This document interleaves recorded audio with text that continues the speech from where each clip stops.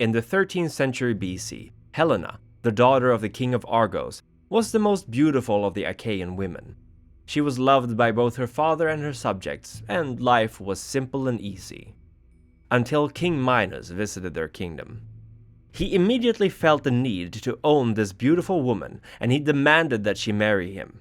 Her father easily fell under Minos' sway, and Helena fled with one of her handmaidens into the night. She was found by a prince named Prius, and he brought the two with him to his city in Asia Minor, where he believed they would be safe from Minos. And they were, for 10 years. Until finally he tracked Helena down, and she realized the man was not human, but an ancient vampire. Minos easily defeated Prius and his soldiers, and took Helena with him back to Argos, where he slowly tortured her, draining just slightly too much blood from her than her body could replenish until, finally, months after her capture, she was to pass away. At which point he infused her with his own blood and left her alone with her father, enjoying the screams as her frenzy drove Helena to feed on him. Although Helena eventually came to accept her vampirism, she could never forgive Minos, and so she planned to slay him. She visited the Oracle of Delphi and learned that by draining his blood, she would both destroy him and claim his power for her own, but at the cost of her immortal soul. Helena wanted dearly to do this, but Minos' bond over her heart was too strong to overcome. But after 13 years, Prius returned, and with a force of soldiers, he surprised and overcame the ancient vampire, piercing his heart with a wooden spear. Helena caught the opportunity and drained Minos, committing the amaranth. She wanted to share eternity with Prius and offered him immortality, but he refused it, instead agreeing to become her ghoul, and the two remained happily together for centuries. Over time, they found their way to Carthage.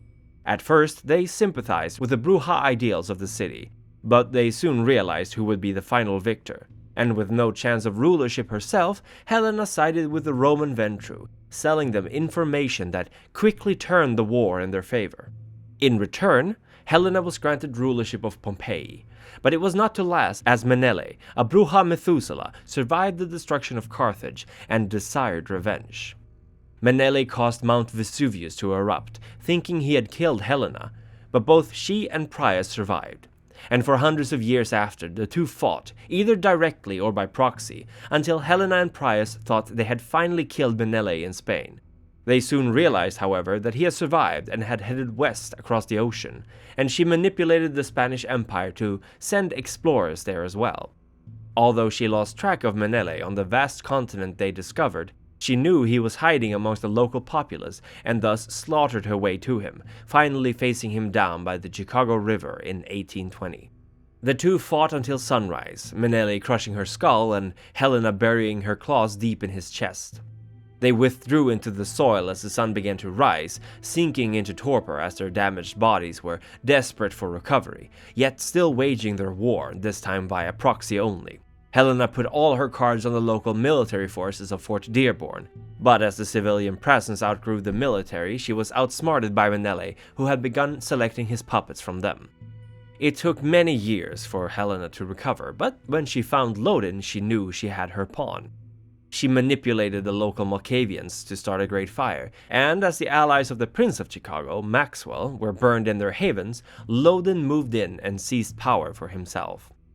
And with the prince at her whim, Helena set her servants to finding the torpored body of Menele, but he continuously eluded her.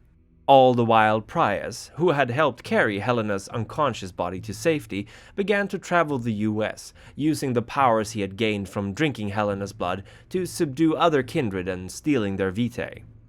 During this time, the bond she had over him faded, and he was free to make his own decisions for the first time in over 2,000 years. His loyalty to her remained, but he began to question whether he should ultimately free himself from her completely. Finally, in 1990, Helena awoke from torpor. She could no longer sustain herself on human blood, and thus slew the Toreador Maria, her progeny and the most powerful of the roses in the city, draining her dry. The land above her resting place had been turned into a club, and Helena decided to disguise her true nature as Portia, a Toreador neonate and amateur model.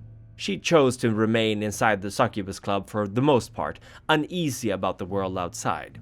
She also began to send out feelers into the Anarch movement, hoping to use the schism between them and Critias, Menelaus's brood, to her advantage. Unfortunately, she never had the time, as the Lupines attacked in 1993, killing Prius, her lover, and destroying much of the Succubus Club, not to mention removing her most vital piece, Lodin, from the chessboard. After the attack, Helena began to exert her influence over Nikolai, the lord of the Tremere Chantry, as well as Ballard and Capone, two surviving children of Lodin.